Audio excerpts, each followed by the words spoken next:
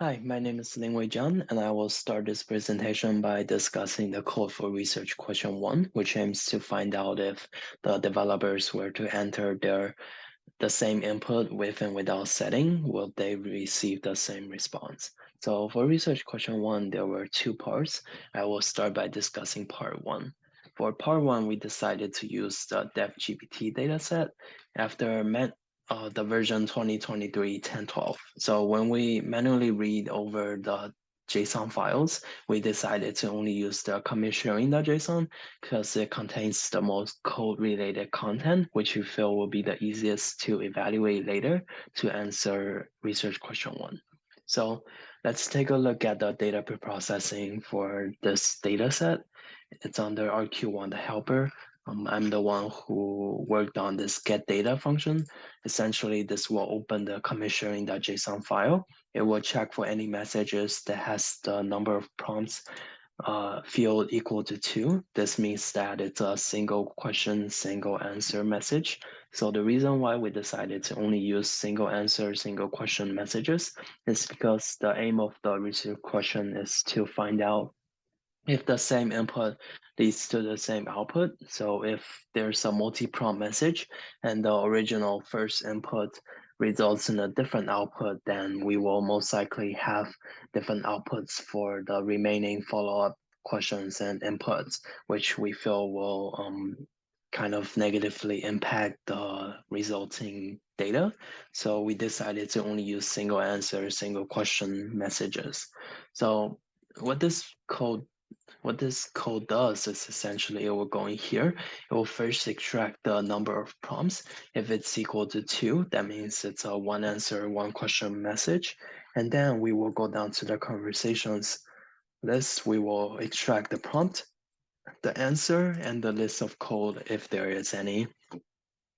So once we extract the information, we will store it inside the list that will later be returned. And then we will go on to the new settings output under gen new response and get response setting to get the new response. So this part is worked on by me and Yuki together. Um, let's start with looking at the genuine response. We have the setting. If you have to write code, write it as efficiently as you can. If the response doesn't include coding, keep your answer as precise and well thought out as possible. So what this code does is essentially it will grab the original prompt and the original well, it will just grab the original prompt. It will append the setting onto that prompt. It will call it the new prompt, and then it will feed that new prompt into the ChatGPT API using the get response setting function, and then it will get the new result and append it onto the CSV list, which is later written onto the output one and output two CSV files. So in running this part, Yuki ran from 0 to 80, while I ran from 80 to 140, since the GPT API had a time limit on how many queries you can make per minute. So we had to separate the time, we had to separate the prompts in order to kind of get this result in a faster manner. So output one.csv contains prompts 0 to 80, while output 2.csv contains prompts 81 to 148. Okay, so moving on. Once we get the prompt, the response, the new prompt, and the new response, we will move on to the compare response.py, where we will actually compare the similarity between the old response and the new response. So we use 4 different evaluation metrics. We use the Jaccard similarity, cosine similarity, Euclidean distance. These 3 are worked on by Yuki, and we have the get ChatGPT score and the process GPT score, which is worked on by me. This in terms of getting the GPT score, it's pretty simple as well. We just query in the original response and also the new response, and ask GPT to analyze the 2 responses and determine the similarity score. of them based on factors such as structure and logic. We ask it to return the number in between 0 to 100. And then once GPT returns the result, we will write it onto the GPT score.csv, while the Jaccard similarity, cosine similarity, and Euclidean distance will be written onto the similar output.csv file. Okay, hello, my name is Yuki, and I'm going to talk about the text similarity algorithms, which measures how similar the contents of two pieces of text are and return back a score. We calculated the scores using Jaccard similarity, cosine similarity, and Euclidean distance. Jaccard similarity measures the similarity between texts by the number of common words between the two pieces of text over the total number of words. In other words, the score is calculated by the intersection divided by union of the text. While cosine similarity is different from Jaccard similarity in which it calculates the similarity score based on vectors. The output score ranges from 0 to 1, and if two pieces of text are exactly the same, then the algorithm returns 1. On the other hand, it returns 0 if no common words are found. For the Euclidean distance, it calculates the similarity of texts based on the distance between the two texts. We obtain the score using a distance formula. The score returned by Euclidean distance is a positive number. The smaller this number is, the more similar the two texts are. Now going into the results, Jaccard similarity scores predominantly lean toward the lower end, with an average score of 0.26. Conversely, for cosine similarity, the score tends to lean toward 1, which aligns with the outcomes obtained from ChatGPT.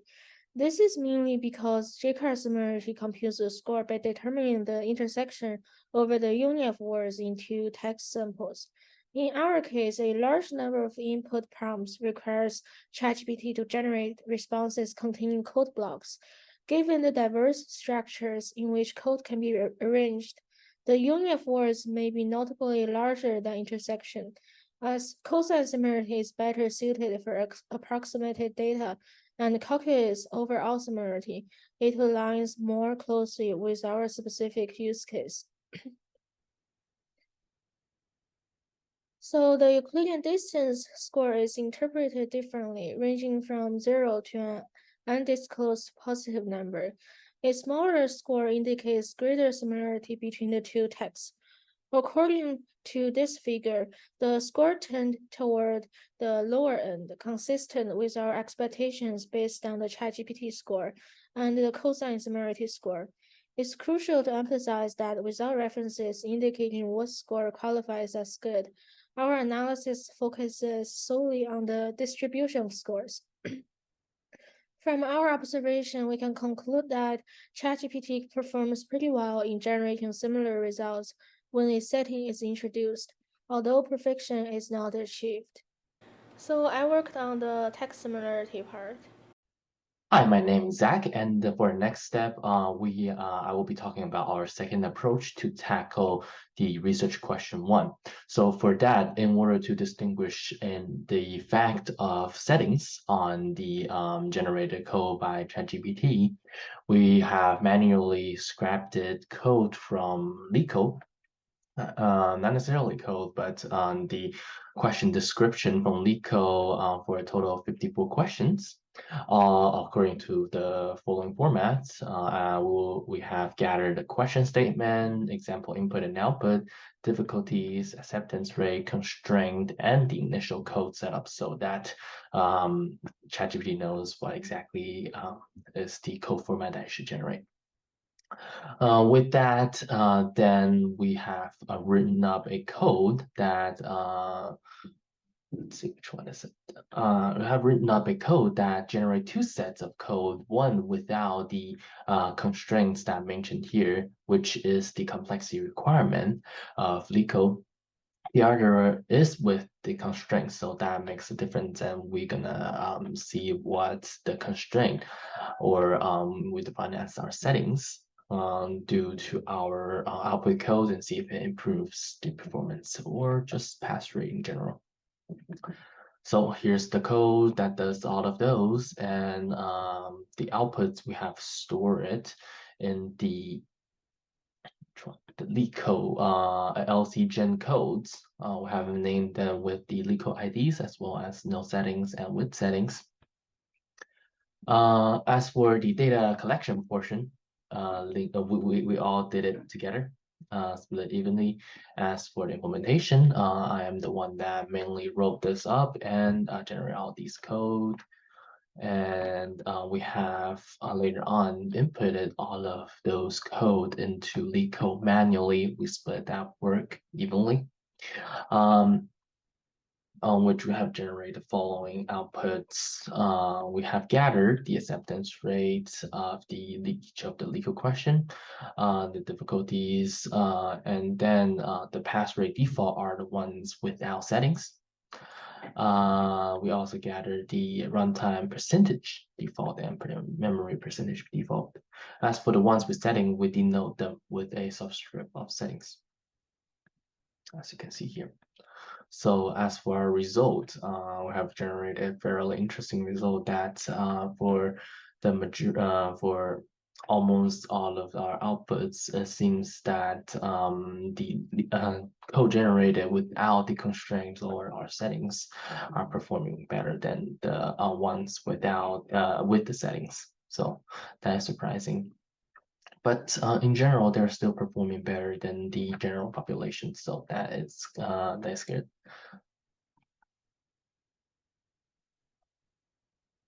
Moving on to the second research question, where we trying to figure out what impact would a casual settings due to the code getting generated by ChatGPT. We first gathered the code from from our research question 1, specifically for the LeetCode generated codes, and we save all of those that has no settings and has passed the test with 100% pass rate, like these. And we use them. We use a code that's filtered through the folder to try to figure it out. Lingwei and Yuki are the two that mainly contributed to this portion of the code. Well, I just provide site support. And then as for what the code does, it will generate two sets of code based on two of the casual settings that we give it. One being F1 40 lines of code, and second being give me fast and good code. We intentionally made that super obscure and not necessarily super obscure, but just very informal, such that we will be challenging LeetCode to understand our intentions and let it interpret what we meant by fast, good for the code, and how it's gonna achieve the 40 lines of code. That's a more general requirement. And then once we have the code generated, they're placed on the LeetCode Gen Code RQ2. We named with prefixes for VS1 that we apply the first verbal setting, and VS2 that we apply the second verbal setting. We don't mix them those two. And we have manually tested each of the output code on LeetCode as well. Generate the following results. For VS1, we have the generated code that we asked ChatGPT to generate for 40 lines. Almost all of them passed successfully, only one of the case that failed. However, it seems that ChatGPT doesn't understand our intentions, even though we specifically asked for 40 lines, that all of the code generated are very far away from the 40 lines that we wanted. As you can see on the graph, it's shown here as well. And the only one that is closest to 40 lines failed the test. Then as for our second verbal question or verbal settings, we have have gotten a fairly interesting result as well. Even though we asked for it to generate good and fast code, the code that it converted, majority of them failed, as from what we can see here. All the zeros means the test has failed completely. And but for those that has actually successfully passed the test, they have performed significantly better than well, not necessarily significant, but we can see a noticeable difference as in their runtime percentile, as well as memory percentile, in comparison with the from what we got for our research question 1.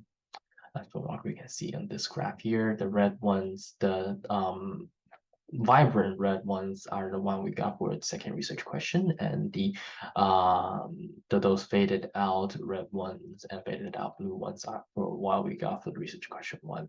And most of them are performing better. As for the contribution to perform tests, as well as generate these outputs, I'm the one that the majority of it, and Lingwei supported me with generating around half of the results. And that's it for my part. To answer RQ3, which is provided that ChatGPT has generated snippet of code with and without a specific setting, will ChatGPT be able to convert that to a different language and the code will still perform correctly as well with similar efficiency? We collected the input data in a similar way as RQ1. We manually created 2 directories for Java and C++. We created 2 files, one for Java and one for C++ for every LeetCode question that passed all the test cases. Only these questions will be used for RQ3, and this time the files will only contain the initial code setup. These files will later be used for asking ChatGPT to generate the code in Java and C++.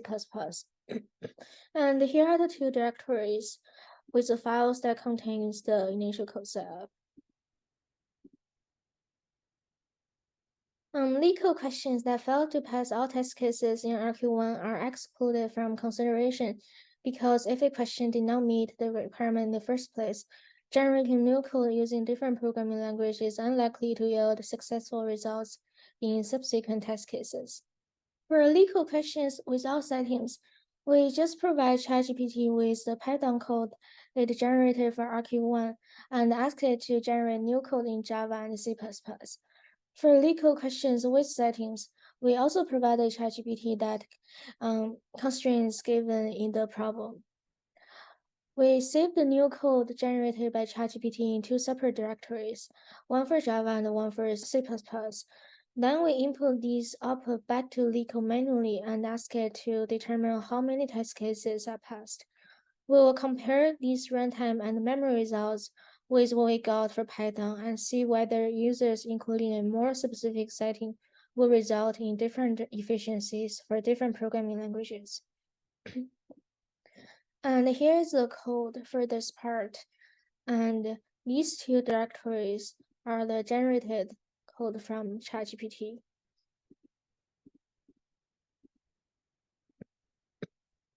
After runtime and memory data is collected for Java and C++, we calculate the average and compare them with the average of the original Python code. Note that when finding the runtime and memory average, we only included the problems that passed all test cases, since runtime and memory will be 0 if they did not pass all test cases and will significantly decrease the average in an undesired way.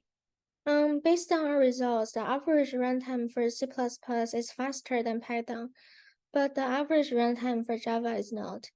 Adding settings decreases the runtime for Python and Java, but increases the runtime for C++. So we cannot conclude whether including a setting will increase or decrease the runtime efficiency of ChatGPT generated code. In terms of memory, including setting will improve memory usage for all programming languages. For correctness, out of 35 input problems, 3 problems failed to pass all test cases for C++, and 4 problems failed to pass all test cases for Java. We can conclude that in general, ChatGPT is able to convert a piece of code to a different programming language. and the code will still perform with similar or better memory efficiency, but not better runtime efficiency. So I worked on the code part, asking ChatGPT to generate Java and C++ code, and we all worked on pulling this code back to LeetCode and getting memory and runtime data. So to conclude, research question 1 indicates that GPT generates relatively similar responses for similar queries with and without setting. For research question 2, we found that GPT doesn't really handle variable settings very well. And for research question 3, we found that GPT can convert code between languages relatively well, but the effect on performance and efficiency may vary depending on what programming language we're trying to convert to.